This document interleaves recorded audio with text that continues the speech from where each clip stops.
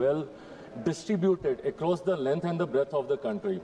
Whenever any demand that comes to the ministry from the state or the promoters or FPOs or organizations like this, we make sure that the implementation also of the scheme is done to the fullest.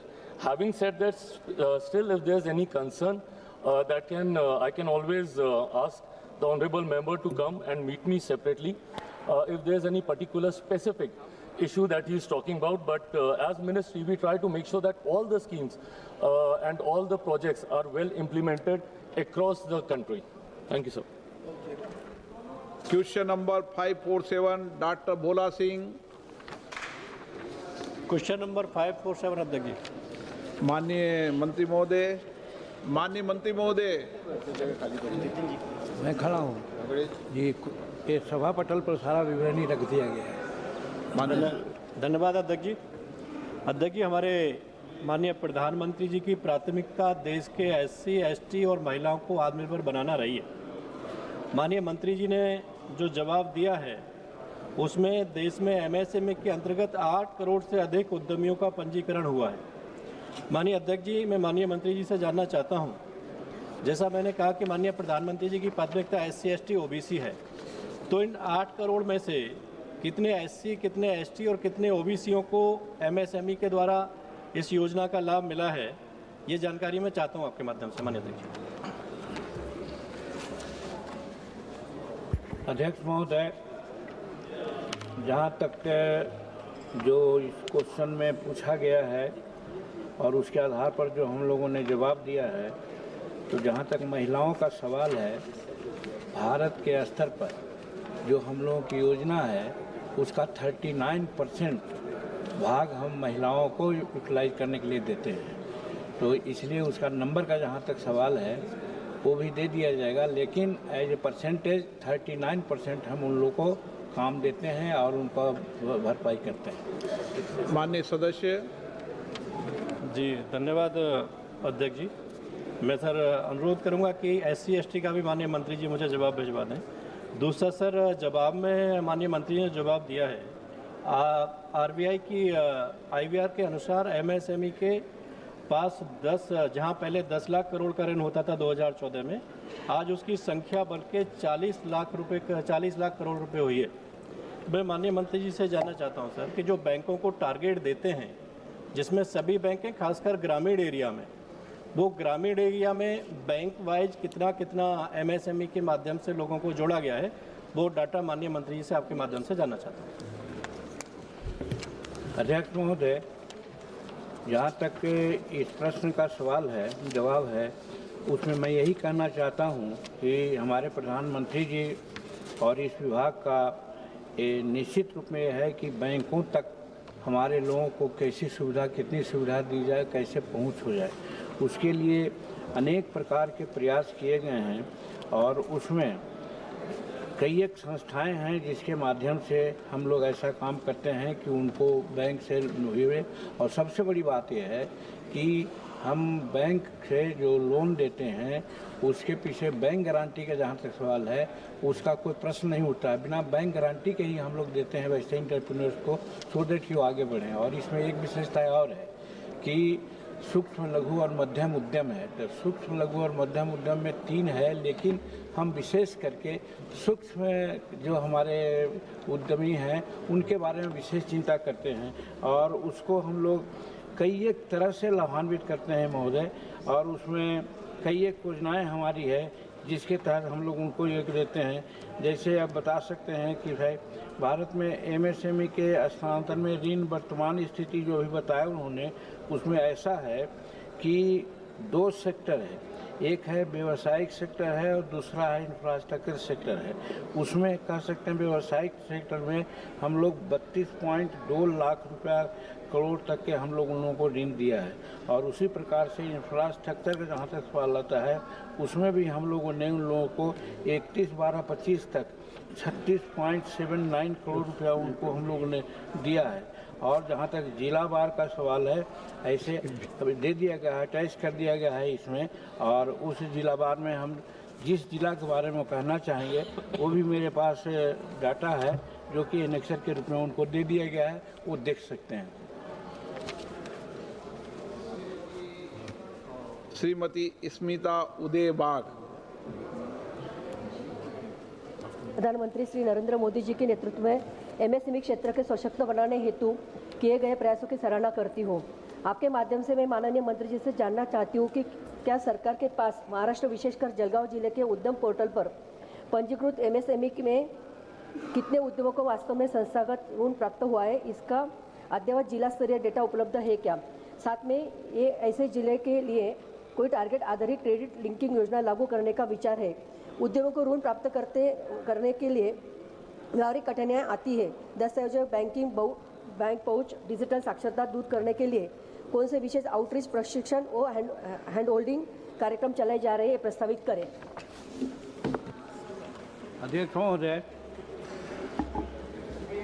प्रधानमंत्री नरेंद्र मोदी जी ने MSME के विकास के लिए अभी हाल के budget में उन्होंने नई परिभाषा गढ़ी है और उसका दायरा आगे बढ़ाया है। और उसमें जैसे जो सूक्ष्म हमारा उद्यम था, पहले 2.5 करोड़ से अधिक नहीं था, उसको अब हम लोग 10 करोड़ से अधिक कर दिया है। उसी प्रकार से लघु का था, वो 25 करोड़ था, उसको 100 करोड़ कर दिया है।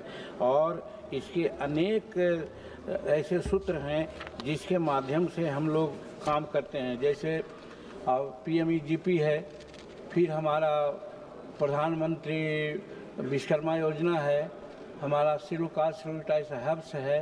ये सब के माध्यम से हम जो भी छोटे छोटे एंटरप्रेन्योर्स हैं उनको आगे बढ़ाने के लिए काम करते हैं। और जहाँ तक जिलावार की बात आती है, वो जिलावार का भी मेरे पास है, वो उनको तो ऑलरेडी लिखा हुआ है, वो अपने ये सूची में देख सकते हैं कि उनके ज़िला में कितना है। तो उसको आगे करने की ज़रूरत मैं नहीं समझता। Doctor Mallu Ravi. Sir, thank you very much for giving me an opportunity to speak on MSME, sir. Sir, I am very happy about this MSME guidelines given to the banks.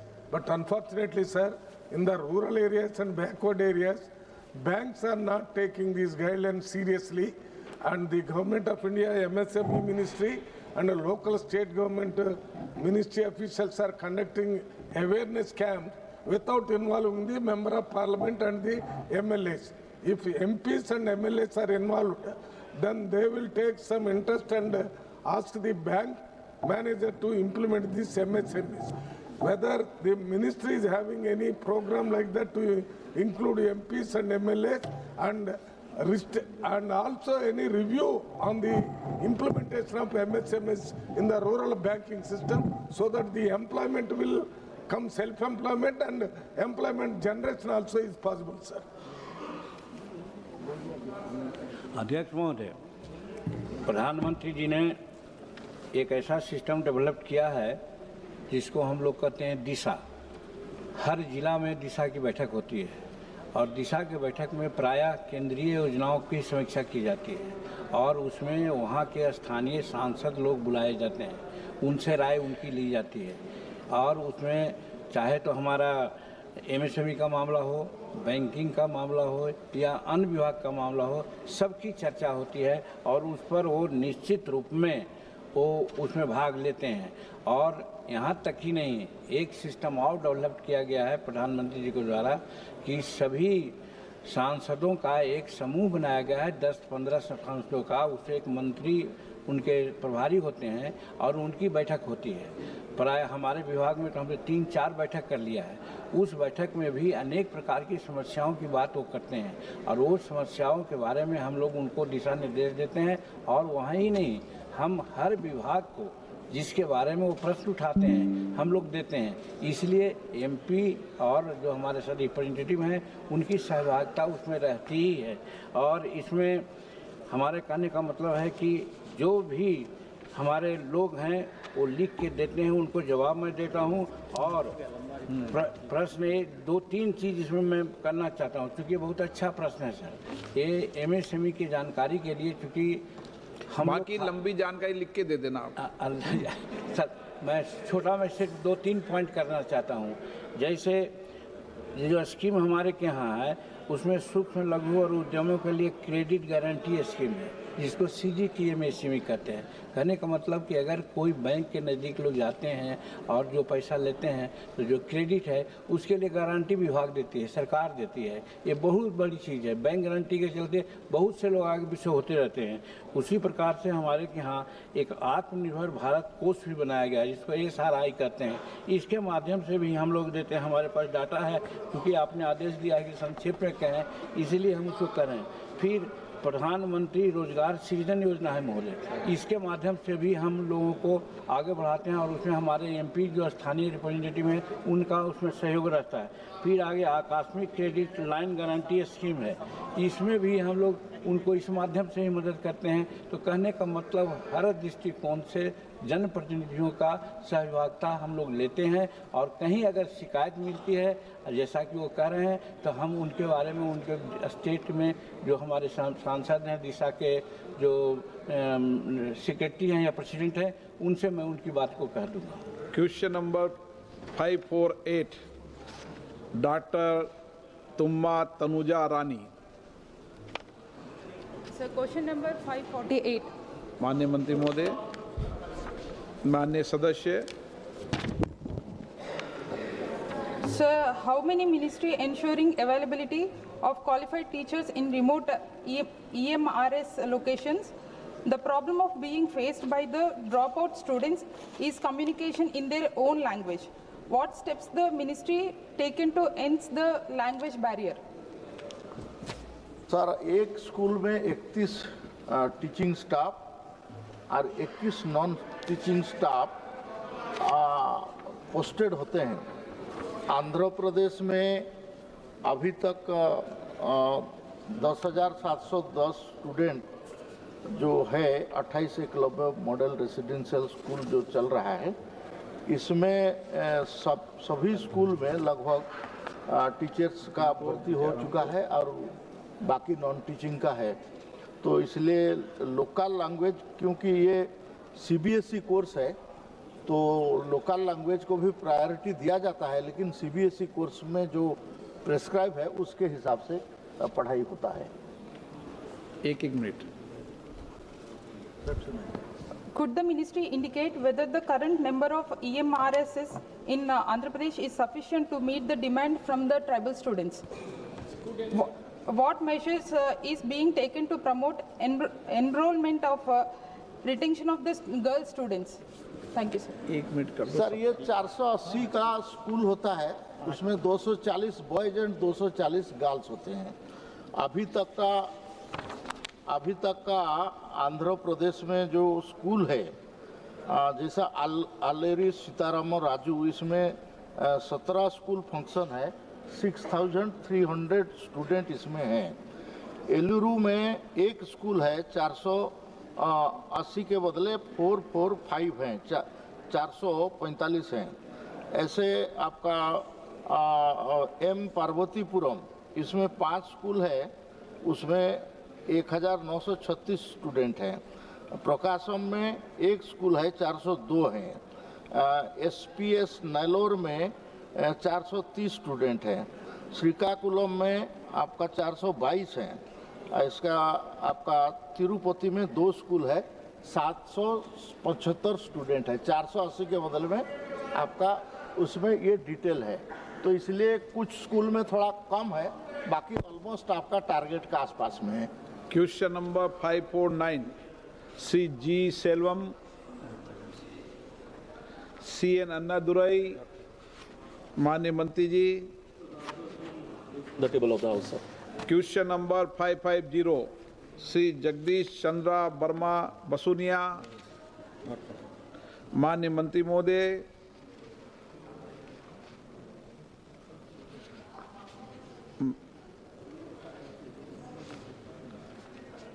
माननीय मंत्री महोदय,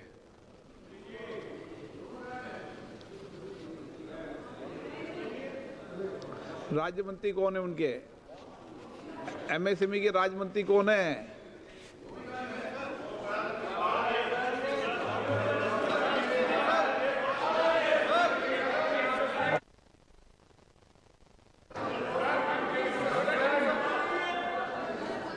संसदीय मंत्री जी, इनको नोट कर लो।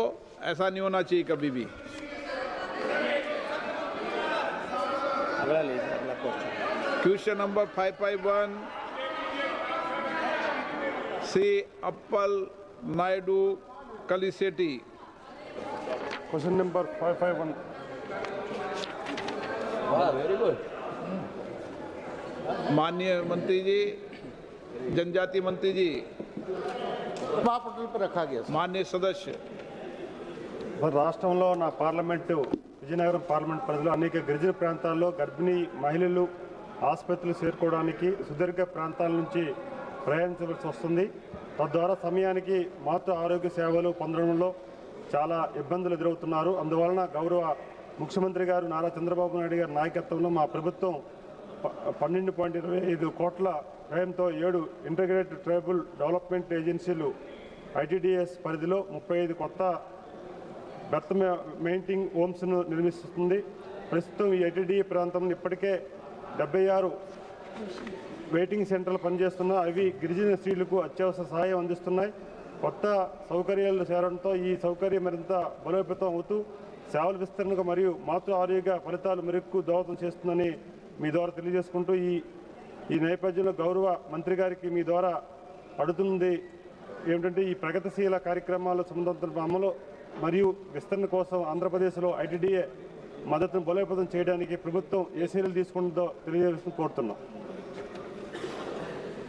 सर, आईटीडीए आईटीडीपी जो concept है ये इंटीग्रेटेड अप्रोच है। जैसे डीआरडीए आपका जो काम करता है उसका पैरेलली ये गैप फिल करने के लिए ट्राइबल में, क्योंकि लिटरेसी रेट कम है और बाकी का इकोनॉमिक डेवलपमेंट कम है, आईटीडीए ऑलमोस्ट पैरेलली डीआरडीए के साइड में हम काम करते हैं और इसके प्रदेशवार और डिटेल ये सब उसमें उत्तर में रखा गया है।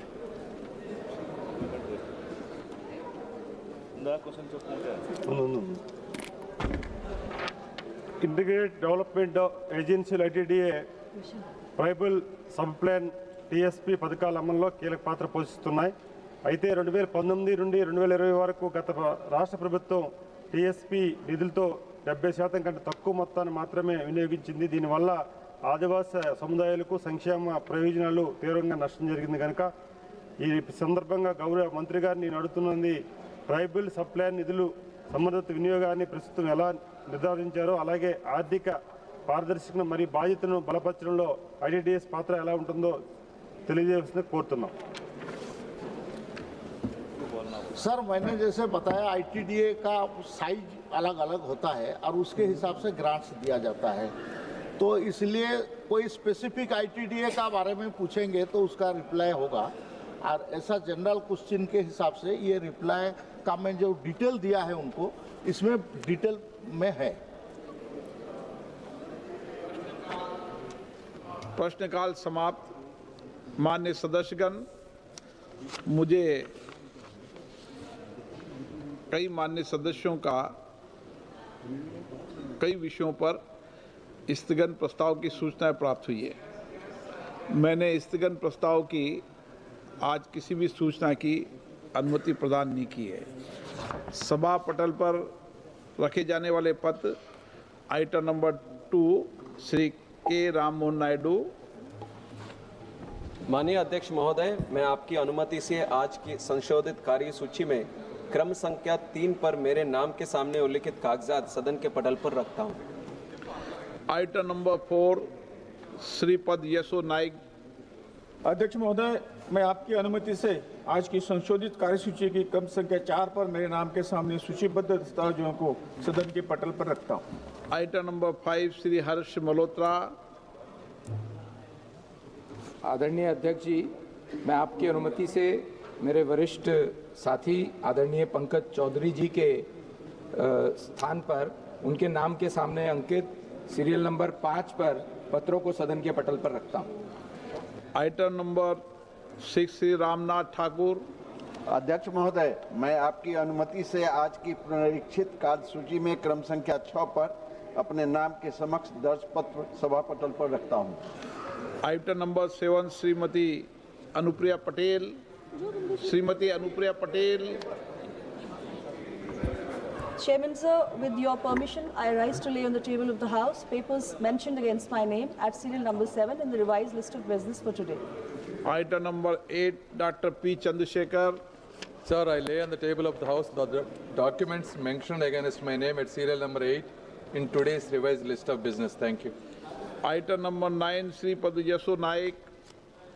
अध्यक्ष महोदय, मैं आपकी अनुमति से अपनी सहयोगी सुश्री शुभा करंदलाजे जी के स्थान पर आज की संशोधित कार्यसूची के क्रम संख्या 9 पर सूचीबद्ध दस्तावेजों को जो कि सूक्ष्म लघु एवं मध्यम उद्यम मंत्रालय एवं श्रम एवं रोजगार मंत्रालय के संबंधित है वो सदन के पटल पर रखता हूँ। Item number 10, Shri BL Verma. आदरणीय अध्यक्ष महोदय, आपकी अनुमति से आज की लोकसभा की संशोधित कार्यसूची में क्रम संख्या 10 पर अपने नाम के सम्मुख अंकित प्रपत्र सभा पटल पर रखता हूँ। Item number 11, Shri Harsh Malhotra. आदरणीय अध्यक्ष जी, आपकी अनुमति से आज की संशोधित कार्यसूची में मैं अपने सहयोगी श्री अजय टमटा जी की ओर से उल्लेखित पत्रों को जो कि क्रम नंबर 11 पर उल्लेखित है सदन के पटल पर रखता हूँ। Item number 12, Shri Durgadas Ulke.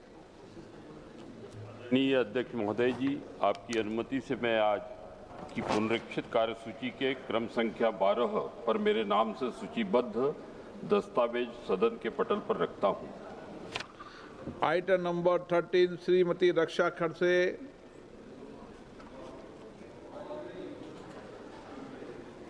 Arjun Meghwal ji. Thank you, Honorable Speaker, sir. With your kind permission, on behalf of my colleague, Srimati Raksha Nikhil Khadse, I rise to lay on the table of the House the papers pertaining to the Ministry of Youth Affairs and Sports mentioned against her name at serial number 13 as per today's revised list of the business. Thank you, sir. Item number 14, Sri K. Ramu Naidu. माननीय अध्यक्ष महोदय, आपकी अनुमति से मैं अपने सहयोगी श्री मुरलीधर मोहोल जी की ओर से आज की संशोधित कार्यसूची में क्रम संख्या 14 पर उनके नाम के समक्ष उल्लेखित कागजात सदन के पटल पर रखता हूं। Item number 14A, Shri Harsh Malhotra. Sir, with your permission, on behalf of my senior colleague, Srimati Nirmala Sitharaman ji, I rise to lay on the table a copy of notification numbers 12/2026 Customs and 13/2026 Customs Hindi and English versions published in the Gazette of India dated 1st April 26, together with an explanatory memorandum to provide concessional customs duty rates on select petrochemical commodities in view of the prevailing West Asia crisis. The above notifications have come into effect with immediate effect. Item number 14B, Mahasachiv. Sir, I have to report that Rajya Sabha at its sitting held on the 1st April 2026 agreed without any amendment to the Insolvency and Bankruptcy Code Amendment Bill 2026 as passed by Lok Sabha. Item number 15, Dr. Mohammad Javed. Thank you, sir. Mike Nee. Sir, I rise to present the 31st and 32nd report, Hindi and English versions of the Standing Committee on Rural Development and Panchayati Raj as listed against my name in today's list of business, sir. Item number 16, Sripad Yaso Naik. Sir, I rise to lay the following statement regarding the status of implementation of the observation recommendation contained in the 4th report of the Standing Committee on Energy on demand for grant pertaining to the Ministry of Power. Thanks. Item number 17, Sri Raj Bhushan Chaudhary.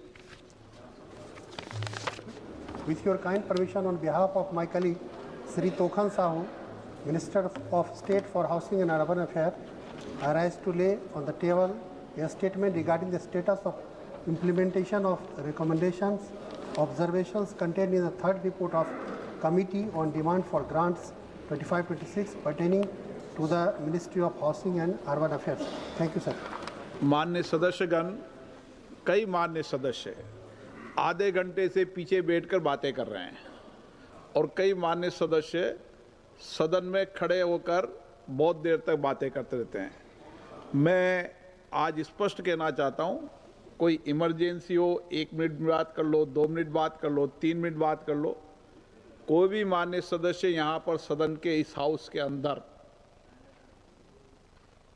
बातचीत आवश्यक हो तभी करेगा, और कोई भी सदस्य या मंत्री महोदय खड़े होकर कोई भी किसी से बातचीत नहीं करेंगे, नहीं तो मैं नाम लेकर उल्लेख करूंगा।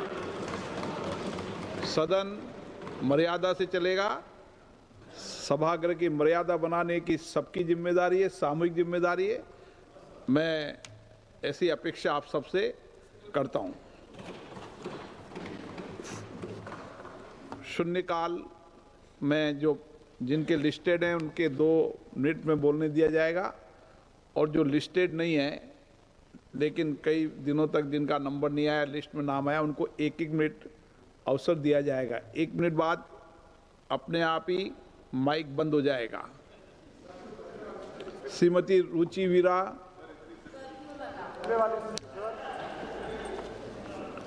धन्यवाद अध्यक्ष महोदय। मैं आपके माध्यम से सरकार के ध्यान उत्तर प्रदेश के मुरादाबाद और बिजनौर जिले की एक अत्यंत गंभीर समस्या की ओर आकर्षित करना चाहती हूँ। महोदय, यह सिर्फ एक वन्य जीव का मुद्दा नहीं है, ये सीधे सीधे किसानों की जान और उनकी रोजी रोटी का जुड़ा हुआ प्रश्न है।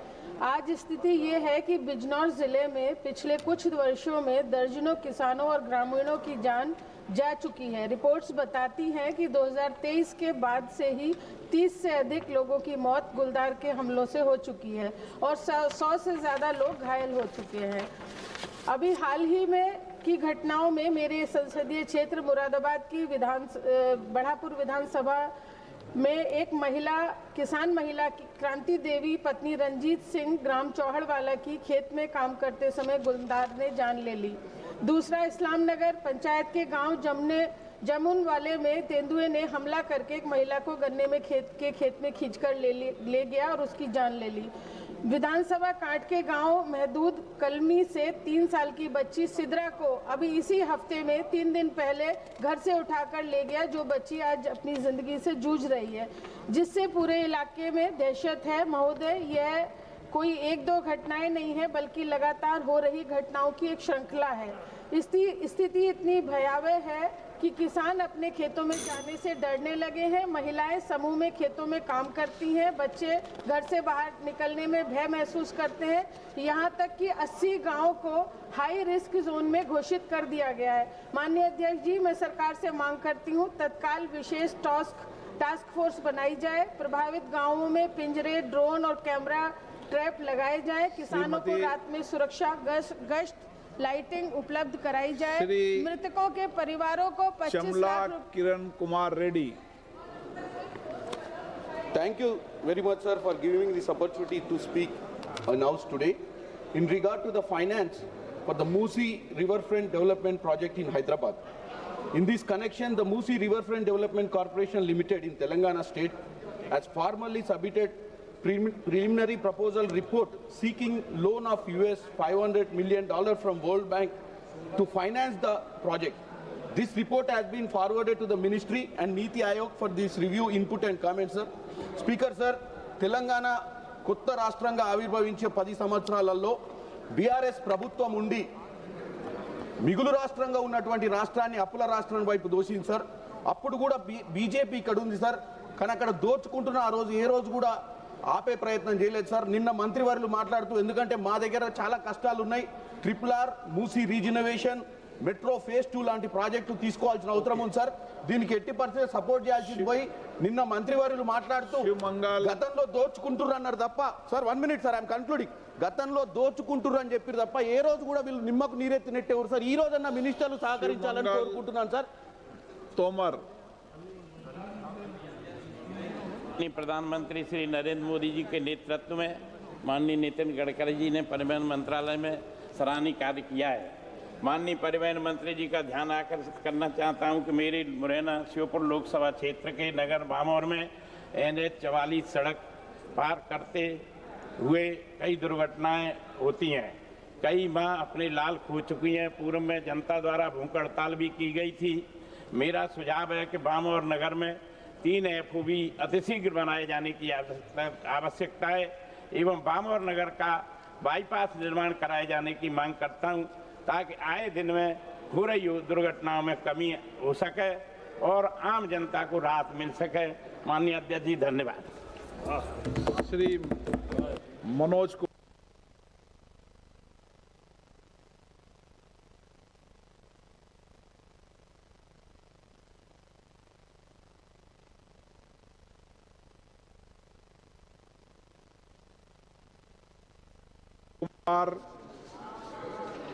धन्यवाद अध्यक्ष महोदय। 1 लाख लोग इससे प्रभावित हैं, जिन्हें विस्थापन, आजीविका के नुकसान और भूमि, जल एवं जंगल पर पारंपरिक अधिकारों से वंचित होने का भय है।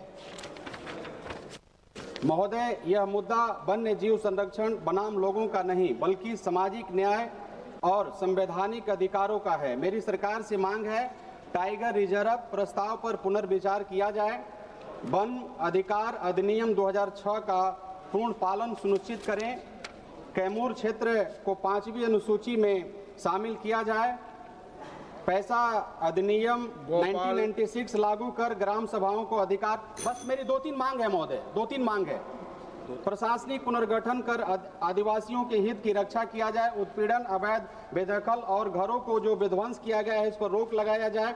11 सितंबर 2020 की पुलिस कार्रवाई की जांच कर ठाकुर अध्यक्ष महोदय, आंख माध्यम से माननीय सड़क एक ही मांग की जाती है, 5 नहीं की जाती। परिवहन एवं राजमार्ग मंत्री आदरणीय श्री नितिन गडकरी से एगो महत्वपूर्ण प्रस्तावित सड़क परियोजना पशुपतिनाथ धाम बैजनाथ धाम हाई स्पीड कॉरिडोर भाया भेजा गंडोल कुशेश्वर स्थान खगड़िया होइत बैजनाथ धाम बनेबाक आग्रह करैत छी। अध्यक्ष महोदय, प्रस्तावित पशुपतिनाथ धाम बैजनाथ धाम हाई स्पीड कॉरिडोर धार्मिक पर्यटन, भारत नेपाल सीमा पार संपर्क, क्षेत्रीय और आर्थिक विकास के दृष्टि से अत्यंत महत्वपूर्ण परियोजना साबित है।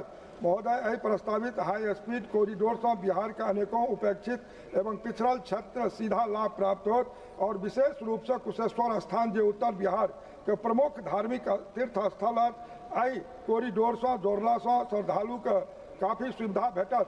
महोदय, अहाँ के माध्यम से माननीय मंत्री जी से हम मांग करना चाहब जे एक संज्ञान ले प्रस्तावित सड़क कॉरिडोर के रूट भेजा गंडोल भाया कुशेश्वर स्थान खगड़िया हो बैजनाथ धाम बनायल जाए। एक वास्ते बहुत बहुत धन्यवाद।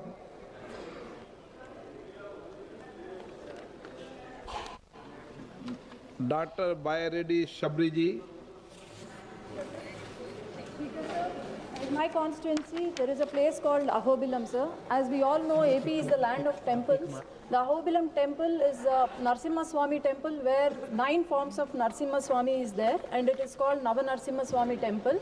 And here, sir, there is a specialty that Narsimha Swami has married the Chenchu tribal community lady called Chenchu Lakshmi. And from then on, all the villages, 33 villages, they celebrate Paruveta Utsavam for 40 days, sir.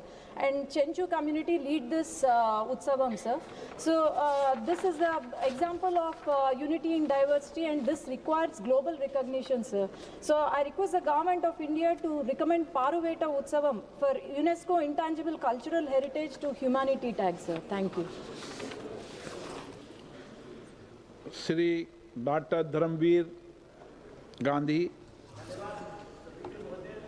मैं आपका ध्यान आपके द्वारा इस संसद का और हमारी सरकार का ध्यान पंजाब के में जो मानवाधिकारों का हनन हो रहा है, जो दर्जनों जेल में हमारे जो लोग हैं जो राजनीतिक कारणों से जिनको अलग अलग कोर्टों ने सजा दी और वो अपनी पूरी सजा भुगत चुके हैं, उसके बावजूद वो दशकों से जेलों की सलाखों के पीछे बंद हैं। वहाँ मानवीय अधिकारों का हनन हो रहा है, उनका जो नेचुरल जस्टिस है उसका अपमान है, ये इंटरनेशनल जो लॉ है, जो कैदियों के अधिकार होते हैं उनका भी हनन है।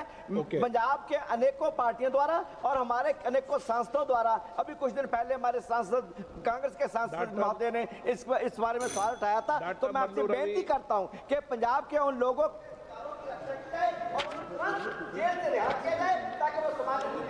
Sir, thank you, sir. Speaker, sir, I would like to bring to the notice of the Honest House and to the Railway Minister the issue of continued neglect of backward regions of Telangana, particularly Nagar Kurnool Parliamentary Constituency, in railway development. Despite the vision of the National Rail Plan, large areas in southern Telangana lack basic rail connectivity. The proposal Dornakal Gadwala railway line, approximately 296 kilometers, will connect underserved districts like Suryapet, Nalgonda, Nagar Kurnool, Vanapati and Gadwal. It is crucial for movement for coal, cement and granite and for boosting region economic activity. Similarly, the long pending Kalakutti Machala railway line will provide a vital interstate link between Telangana and Andhra Pradesh, benefiting backward and tribal mandals that remain isolated from rail access. Sir, reports and regional assessments show that these areas suffer from low rail density and poor connectivity, affecting growth and employment. It is also the South Central Railway General Manager has submitted the survey and DPR report to the Railway Board.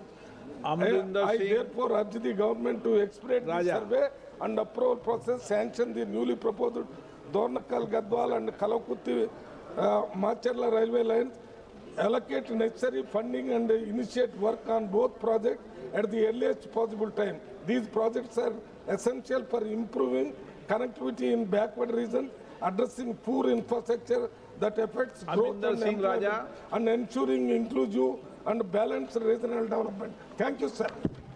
Sir, मैं गुरु ग्रंथ साहब महाराज जी की आज इस सदन में बात करना चाहता हूं।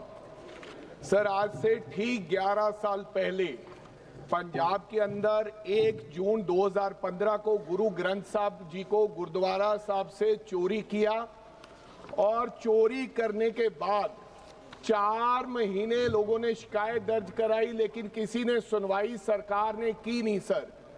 फिर 4 महीने बाद सर 12 अक्टूबर 2015 को कौन सी सरकार ने नहीं की सर? वहां तब उस समय अकाली दल की सरकार थी सर। अब कौन सी सरकार है? सर, मैं उसी पे बात करना चाहता हूँ। बोल का रहे हो सर? 12 अक्टूबर 2015 को गुरु ग्रंथ साहब महाराज जी के अंग फाड़े गए। सर, पिछले 11 साल से सिख संगत इंसाफ मांग रही है। सर, फिर की होया? उथे सिख संगतां ने बैठ के धरना अंदोलन किया अपने गुरु वास्ते। फिर सर सिख संगतां नूं मारिया गया। 4 बजे उस समय की सरकार ने कुटिया, मारिया, 2 बंदियां दा कत्ल कर दिता गया सर हजे तक भी इंसाफ नहीं मिलिया। सर, थोड़ी देर पहला जानी कि दिसंबर 2024 नूं 2 तरीक नूं अकाल तख्त साहब ते सुखबीर सिंह बादल ने अपना गुनाह कबूल करदियां कहा कि ये गुनाह साडे तो होया है, लेकिन हजे तक भी किसी नूं सर सजा नहीं मिली। मेरी ये बेनती है, हुण सरकार ने सजा तो नहीं दी। ओम प्रकाश राजे निंबालकर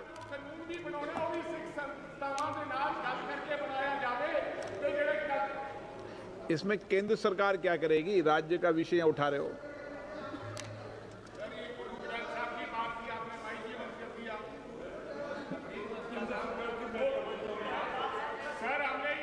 ओम प्रकाश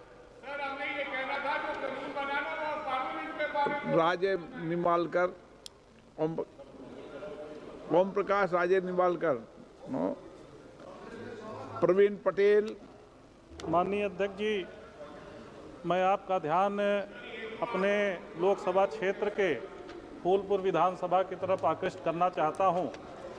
हमारे क्षेत्र में लगभग 2 दर्जन ऐसे गांव हैं जहां पर ज़मीन अधिग्रहण के लिए बार बार नोटिस दिया जा रहा है या सर्वे किया जा रहा है, जिसमें मुख्य रूप से बजहां, चक हिनौता, चकिया हिनौता, मुकुंदपुर, राजूपुर और वहीं पर बहादुरपुर कछार, हेतापट्टी, फैजुल्लापुर, फिरोजपुर, गुलालपुर, मदारपुर, धर्मपुर, घुरवा, सकरा, गारापुर, नीबी नारायणपुर, नीबी खुर्द, बसमहुआ, मिड़ुआ, कांदी, सांसो, बेरुई, रामनगर, कसेरुआ कला, कसेरुआ खुर्द, समईपुर, केवटलिया में वहाँ के किसान बहुत छोटे किसान हैं और उनके पास कृषि के अलावा जीवन यापन का कोई साधन नहीं है।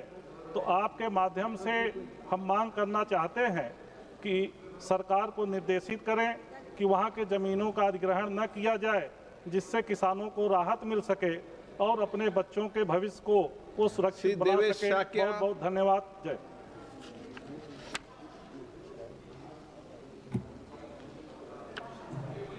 धन्यवाद माननीय अध्यक्ष जी।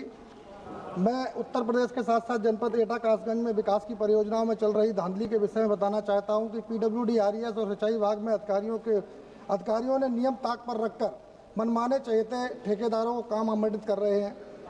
और मेरे क्षेत्रीय भ्रमण के दौरान इसमें राज्य के विषयों को केंद्र का विषय तो उठाओ सर। शून्यकाल में तो राज्य के विषय सर नहीं, राज्य के विषय उठाने की इजाजत नहीं है सर। ले लीजिए हमारा मेरे भ्रमण के दौरान कई सड़कों को मैंने देखा, उसमें क्रस्ट कम थी, मानक के अनुसार नहीं थी। और जो पीएमजीएसवाई के काम भी जो चल रहे हैं उनमें भी मैं गया, मैंने जो ऊपर की लेयर होती है उससे पत्थर निकल चुके हैं। नवनिर्माण के भी जो कार्य हुए हैं, क्योंकि कमीशन खोरी इतनी ज़्यादा है, टेंडर बहुत बुलो जा रहे हैं और उसका पैसा बाद में ठेकेदारों को दूसरे तरीके से दे दिया जाता है। तो मेरा सरकार से मेरी मांग है कि जनपद एटा कासगंज में चल रहे कार्यों की जांच हो, निविदाओं में चल रही धांधली की जांच हो, जो इनमें दोषी हैं उनके खिलाफ कार्रवाई करें। मुरारी लाल मीणा। अध्यक्ष महोदय धन्यवाद। मैं आपके माध्यम से माननीय रेल मंत्री जी का ध्यान मेरे लोकसभा क्षेत्र के जिला मुख्यालय दौसा जंक्शन बांदीकुई बसवा बस्सी पर ट्रेनों के ठहराव के संबंध में दिलाना चाहता हूं। महोदय, दिल्ली से जयपुर रेल लाइन पर सभी जिला मुख्यालय गुरुग्राम, रेवाड़ी, अलवर पर वंदे भारत ट्रेन रुकती है, लेकिन मेरे लोकसभा क्षेत्र के जिला मुख्यालय दौसा पर नहीं रुकती है। दौसा जंक्शन पर वंदे भारत व शताब्दी ट्रेनों को रोका जाए। बांदीकुई जंक्शन ऐतिहासिक रेलवे स्टेशन है। दिल्ली व हरियाणा से महदूर बालाजी जाने वाले यात्री इसी स्टेशन पर उतरते हैं।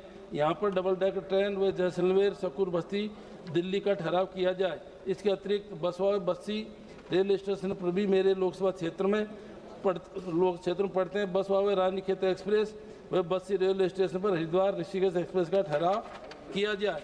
दौसा जिला मुख्यालय के नज़दीक खान भांकरी व भंडारा रेलवे स्टेशन जो मीटर गेज के टाइम संचालित थे, लेकिन ब्रॉड गेज जिस टाइम बनी थी उस टाइम ये स्टेशनों बंद कर दिए गए। अब दौसा जिला मुख्यालय का आबादी क्षेत्र बहुत बढ़ गया, अतः दोनों स्टेशनों को चालू किया जाए। दौसा गंगापुर रेल लाइन बिछकर 2024 में मात्र जयपुर से गंगापुर एक डेमो ट्रेन चलाई गई है, जो अपर्याप्त है। इस ट्रैक पर अन्य ट्रेन भी चलाई जाए। धन्यवाद। श्री मुरारी लाल मीणा, नहीं सॉरी, डॉक्टर किरसान नामदेव। महोदय, मेरा गढ़चिरौली चिमूर लोकसभा संसदीय क्षेत्र भौगोलिक और आर्थिक दृष्टि से पहले से ही कई चुनौतियों का सामना कर रहा है।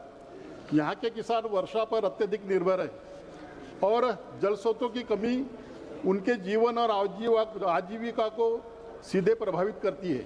ऐसे में मनरेगा के तहत कुओं का निर्माण केवल एक योजना नहीं बल्कि जीवन रेखा है। लेकिन दुर्भाग्य की बात यह है कि इस महत्वपूर्ण योजना के लिए स्वीकृत धनराशि समय पर जारी नहीं की जा रही है। इसका सीधा असर उन गरीब मजदूरों को और किसानों पर पड़ रहा है, जो अपने खेतों में पानी की व्यवस्था के लिए इन कुओं पर निर्भर है। इन स्थानों पर निर्माण कार्य अधूरा पड़ा है, मजदूरों को उनका मेहनताना नहीं मिल पा रहा है और किसान असमंजस की स्थिति में है। ऐसे अवसर पर यह केवल प्रशासनिक देरी नहीं है, यह लोगों के जीवन पर सीधा आघात है। मैं सरकार से आपके माध्यम से मांग करता हूं कि ये जो मनरेगा के तहत कुओं के निर्माण के लिए लंबित धनराशि के तत्काल जारी किया जाए। जिन मजदूरों का भुगतान मनरेगा का रुका हुआ है, उन्हें बिना किसी और देरी के उनका मेहनताना दिया जाए। अधूरे पड़े सभी कार्यों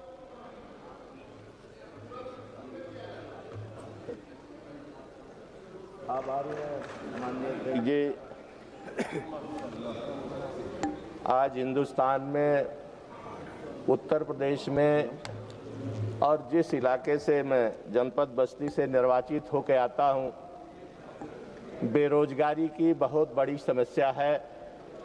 आज चाहे रेलवे हो, विद्युत विभाग हो या कोई भी विभाग, शिक्षा विभाग हो, स्वास्थ्य विभाग हो, सारे कर्मचारी ठेके पर रखे जाते हैं और उनको जो मानदेय निर्धारित है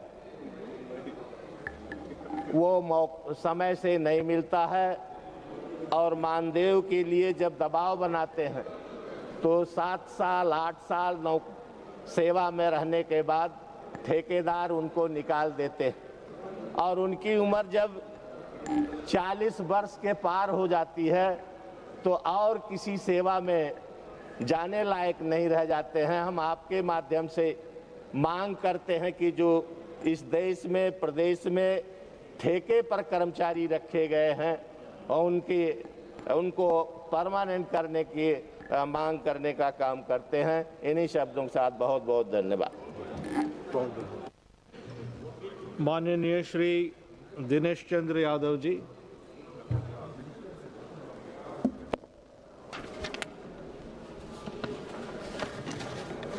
धन्यवाद सभापति जी। बिहार राज्य के कोसी एवं मिथिला क्षेत्र की सामाजिक आर्थिक सांस्कृतिक प्रगति तथा क्षेत्रीय कनेक्टिविटी को सुदृढ़ करने की दृष्टि से NH 131 पुराना NH 106 मधेपुरा से लहरिया सराय कोसी नदी पर पुल सहित तक ग्रीनफील्ड एक्सप्रेस पथ का निर्माण अत्यंत आवश्यक है। प्रस्तावित मार्ग साहूगढ़, परमानंदपुर, पचगछिया, नभट्टा, बकमिया, किरतपुर एवं बेनीपुर होकर गुजरता है। यह क्षेत्र उच्च क्षमता वाले सड़क नेटवर्क के अभाव में औद्योगिक विकास, कृषि उत्पादों की सुगम ढुलाई तथा सुरक्षित आवागमन से वंचित रहा है। उक्त ग्रीनफील्ड एक्सप्रेसवे के निर्माण से यात्रा समय में उल्लेखनीय कमी आएगी, सड़क सुरक्षा बेहतर होगी, रोजगार के अवसर सृजित होंगे तथा क्षेत्रीय अर्थव्यवस्था को गति मिलेगी। इससे कोसी क्षेत्र के लोगों को इलाज हेतु एम्स एवं DMCH मेडिकल कॉलेज दरभंगा जाने का भी मार्ग प्रशस्त होगा। अतः मैं माननीय मंत्री सड़क परिवहन एवं राष्ट्रीय राज मंत्रालय से मांग करता हूं कि NH 131 मधेपुरा से लहरिया सराय कोसी नदी पर पुल सहित तक ग्रीनफील्ड एक्सप्रेसवे पथ का निर्माण कराने की कृपा करें। धन्यवाद। माननीय श्री बलराम नायक जी। Mic sir.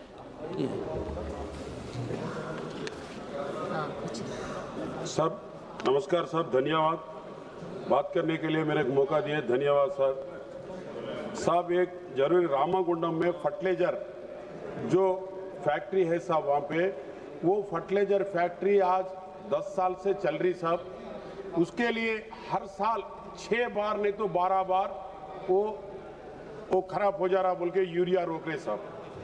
वो ऐसी फैक्ट्री है साहब यूरिया का रामगुंडम में, उसका हेड ऑफिस क्या है कि नोएडा में है, फैक्ट्री कहाँ की वहाँ पे है।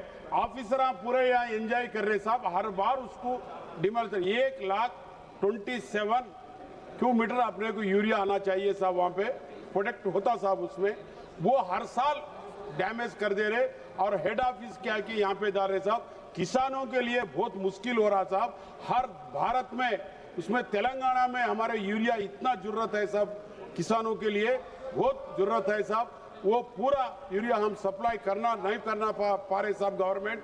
और देखिए साहब ये तेलंगाना में ऐसा हो रही है हमारे कांग्रेस गवर्नमेंट हो रही बोल के, नहीं तो भारत में भी पूरा ऐसा शॉर्टेज हो रहा क्या यूरिया का। एक सूर्य भगवान है वो सबके लिए इक्वल देखते, हमारे को भी कांग्रेस पार्टी के हमारे तेलंगाना में कांग्रेस है साहब, वो बीजेपी पार्टी हमारे को भी इक्वल देखिए साहब। हमारे ऊपर कई को ऐसा देख रहे, यूरिया गरीबों के लिए किसानों के लिए बहुत मुश्किल हो रहा साहब। साहब एक मिनट साहब, एक मिनट, आपको तो पूरा पता है साहब तेलंगाना के बारे में, आप जब IPS ऑफिसर थे, DGP साहब थे, आपको पूरा पता है साहब। आपको पता नहीं है सो नहीं है वहाँ पे तेलंगाना में, मगर मेहरबानी करके हमारे को यूरिया दीजिए साहब, गरीबों को बचाए, किसानों को बचाए। हमारे तरफ देखो साहब, कांग्रेस पार्टी बोल के हमारे को छोड़ाने को, हेड ऑफिस क्या कि नोएडा में और क्या कि उसका फैक्ट्री क्या कि वहाँ पे हमारा 12 दिन से फिर वो फैक्ट्री बंद हो गया। अब ये गरीबों का क्या होना, किसानों को क्या। श्री लक्ष्मीकांत पप्पू निषाद जी।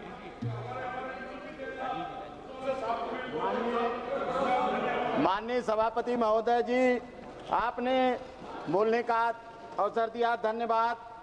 हम आपके माध्यम से सरकार का ध्यान अपने 17 पिछड़ी जातियों निषाद, मछुआ, मल्ला, केवट, बिंद, कश्यप, रायकवार, माझी, कहार, गोड़िया, धीवर, राजभर, कुमार प्रजापति को अनुसूचित में शामिल करने का बाबत आकृष्ट कराना चाहता हूं।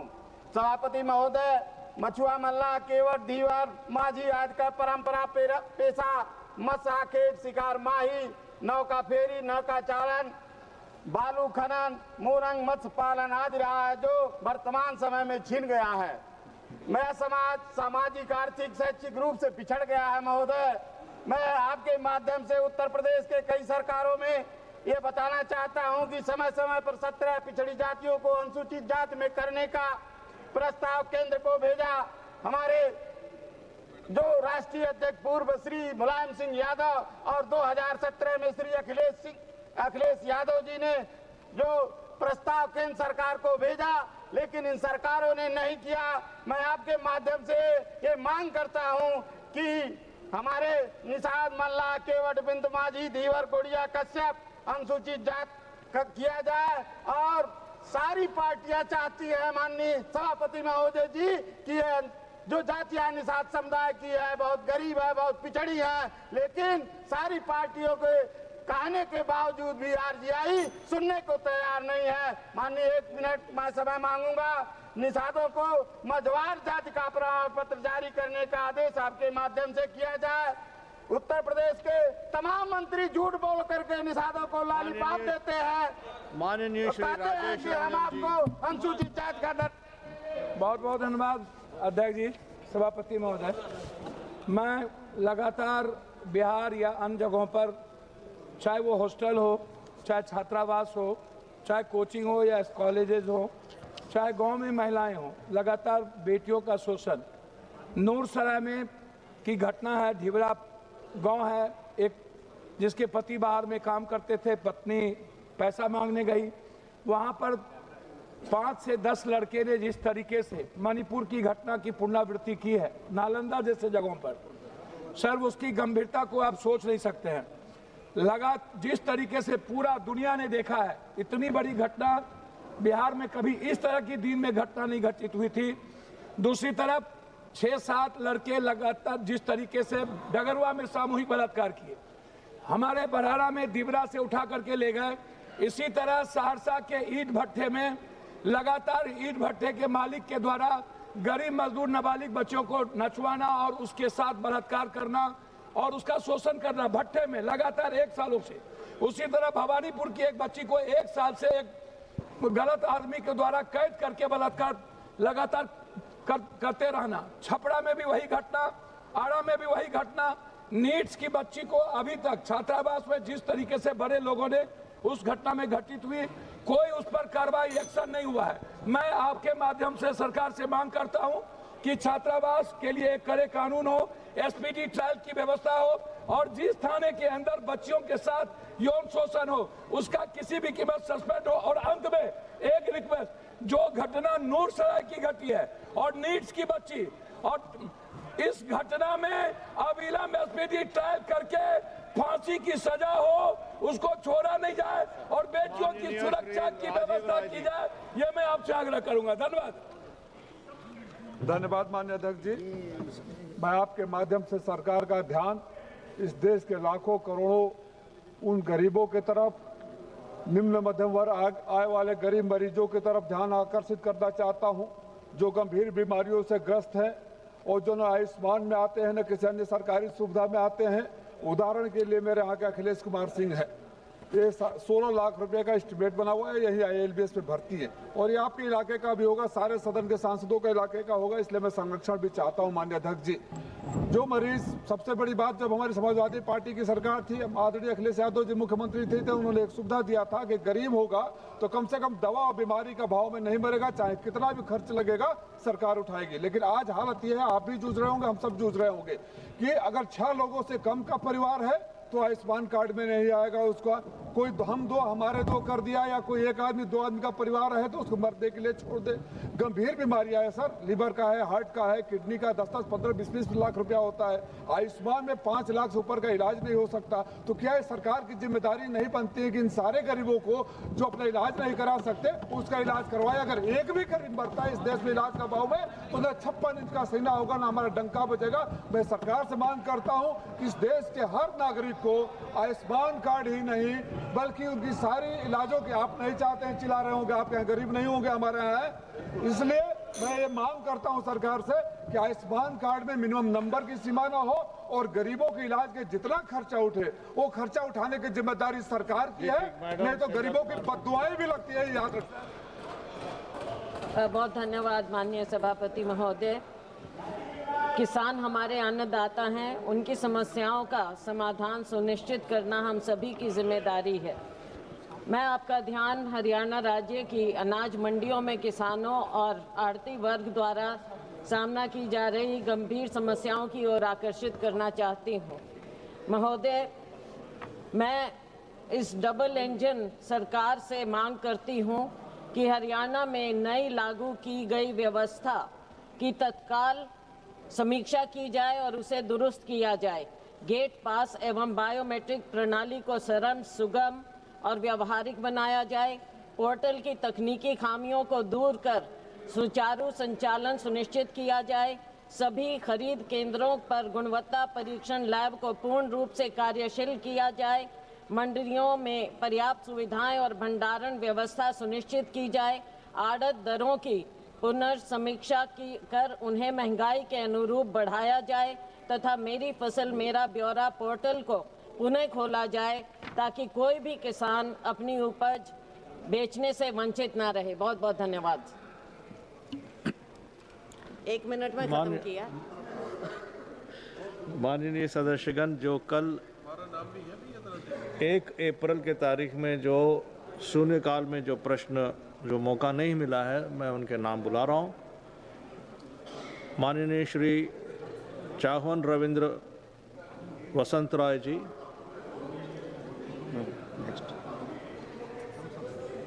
माननीय श्री अशोक कुमार रावत जी,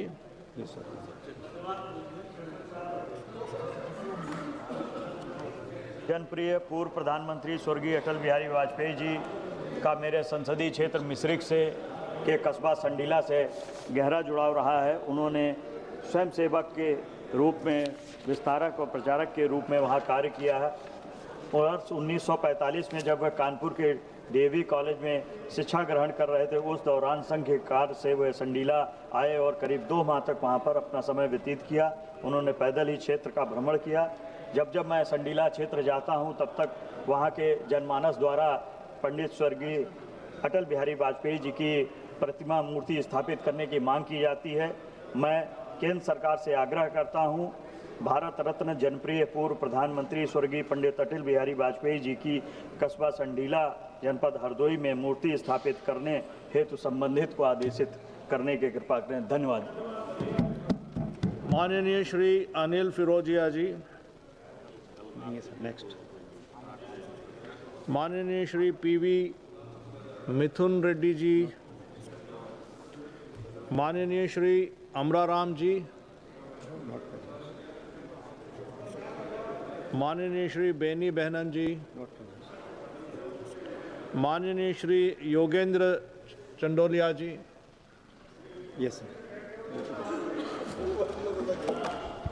माननीय सभापति जी, मैं आपका ध्यान मेरे लोकसभा क्षेत्र के अंदर नरेला एक बहुत बड़ा उपनगर है और नरेला के अंदर वहां पर बाईपास ना होने के कारण हजारों लोग परेशान रहते हैं। स्कूल के छोटे छोटे बच्चे जिनको 2 बजे अपने घर पर पहुंच जाना चाहिए, 4 बजे तक बच्चे घर नहीं पहुंच पाते। नरेला के अंदर एक बहुत बड़ी अनाज मंडी है और वहां पर ट्रकों की आवाजाही बहुत ज्यादा रहती है। मैं आपके माध्यम से माननीय मंत्री जी को कहना चाहता हूं, नरेला बाईपास बनाया जाए और दिल्ली के अंदर मास्टर प्लान अतिशीघ्र लागू किया जाए, जिससे वहां के रहने वाले लोगों को, क्योंकि हरियाणा से मेरा क्षेत्र संबंधित है, तो हरियाणा के आने जाने वाले लोगों का भी वहां पे आना जाना होता है, उसके लिए जाम की बड़ी समस्या होती है। मेरा आपसे आग्रह है इस पर विचार करके वहां पर बाईपास बनाया जाए। माननीय डॉक्टर राजेश मिश्रा जी,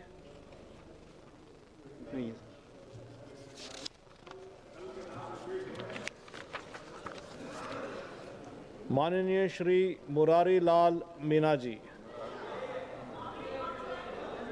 30 तारीख की लिस्ट है। अभी मैं 30 तारीख के जो नाम जिनको मौका नहीं मिला है उनका नाम बुला रहा हूँ। माननीय श्री अब्दुल रशीद शेख जी, माननीय श्री ब्रिजेंद्र सिंह ओला जी। धन्यवाद माननीय सभापति जी। मैं आपके माध्यम से मेरे क्षेत्र की एक महत्वपूर्ण मांग जो खेल से संबंधित है उसकी ओर सरकार का ध्यान आकर्षित करना चाहूँगा। मेरे निर्वाचन क्षेत्र झुंझुनू में बहुत सारी खेल प्रतिभाएं हैं। विश्वविद्यालय वैसे पूरे शेखावाटी में भी खेल में हम हरियाणा के बाद दूसरे नंबर पर आते हैं। ओला साहब, तो मैं आपसे निवेदन, आप विश्वविद्यालय के बारे में बोलना चाह रहे थे। खेल विश्वविद्यालय खेल विश्वविद्यालय जी बताइए। तो मेरी आपके माध्यम से ये निवेदन रहेगा कि झुंझुनू जिला जो बहुत सेना में जवान भेजता है, बहुत सारी वहाँ खेलों की प्रतिभाएं हैं, तो मेरा आग्रह आपके माध्यम से सरकार से ये है कि शेखावाटी जो महत्वपूर्ण क्षेत्र है राजस्थान का, जो खेलों की दृष्टि से बहुत पोटेंशियल है, उसमें एक केंद्रीय खेल विश्वविद्यालय खोला जाए। अगर केंद्रीय खेल विश्वविद्यालय नहीं खोल सके तो पटियाला में जैसा राष्ट्रीय महत्व का खेल संस्थान है वो झुंझुनू में स्थापित किया जाए, जिससे वहाँ की प्रतिभाएं आगे बढ़ सके और देश में चाहे वो आपका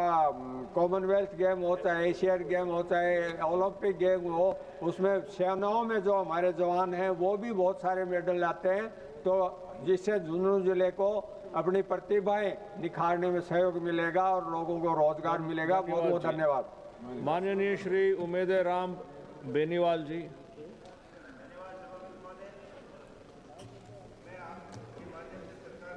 राजस्थान के सीमावर्ती जिले बाड़मेर जैसलमेर के अंदर जल जीवन मिशन के अंतर्गत बरती गई भयंकर अनियमितताओं की वजह से पेयजल के गंभीर संकट की ओर आकर्षित करना चाहता हूं।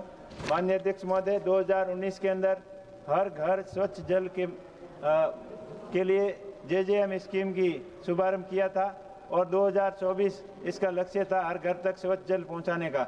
लेकिन मैं राजस्थान की बात करूं कि पूरे देश के अंदर राजस्थान के अंदर JJM का काम बहुत ही धीमी गति से चल रहा है और बाड़मेर संसदीय क्षेत्र के अंदर सबसे निचले पायदान के ऊपर प्रोग्रेस रिपोर्ट है।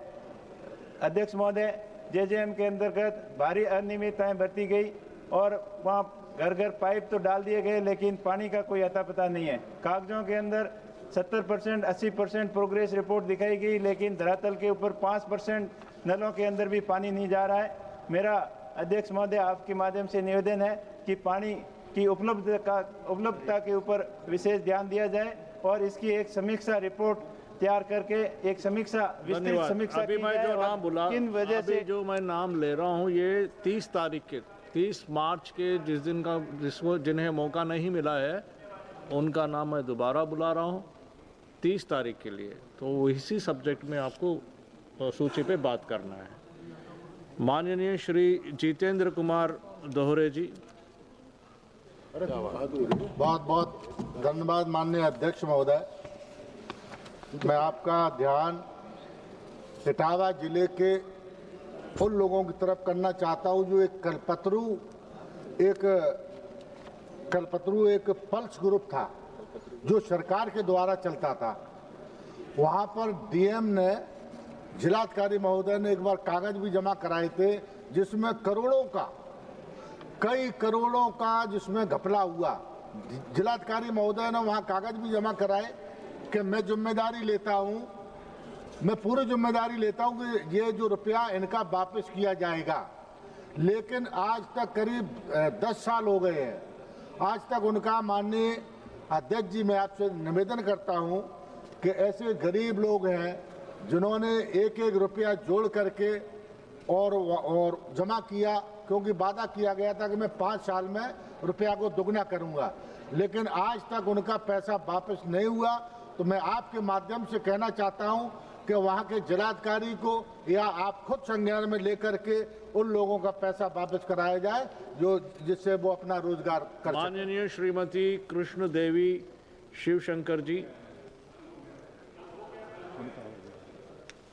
माननीय प्रोफेसर वर्षा एकनाथ गायकवाड़ जी। सम्मानीय अध्यक्ष महोदय, मी तुमचा खूप আগরতলা শহরের বিভিন্ন প্রান্তে বেআইনিভাবে রাস্তার উপর নির্মাণ সামগ্রী ফেলে রাখা